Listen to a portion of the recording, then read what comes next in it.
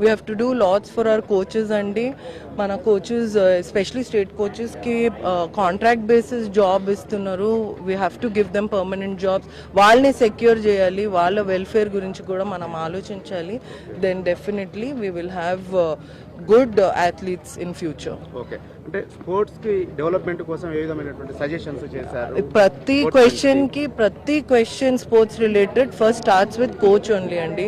మంచి కోచ్ ని మనం సరిగ్గా చూసుకోకపోతే ఐ డోంట్ థింక్ మంచి అథ్లీట్ వస్తారని. ఓకే, అంటే స్పోర్ట్స్ ని ఇంకా ఎంకరేజ్ చేయాలి, స్పోర్ట్స్ మెన్ ఎంకరేజ్ చేయాలి అని దానికి కూడా మీకు కోచే ఇంపార్టెంట్ అండి. కోచే వెళ్ళి అన్ని టాలెంట్ ని స్కౌట్ చేస్తారు. ప్రతి క్వశ్చన్ స్పోర్ట్స్ రిలేటెడ్ కి first answer will be coach అండి. సో మనం కోచ్ నే ఫస్ట్ అడ్రస్ చేయాలి, దాని తర్వాత ఎవ్రీథింగ్. రాష్ట్రంలో ఇలాంటి పరిస్థితి ఉంది, కోచెస్ లేరు కదా, కోచెస్ లేరు అండ్ కోచెస్ ఉన్నారంటే కూడా we are not giving them the importance. అలా ఏదో జాబ్ చేసినట్టు చేస్తున్నారు.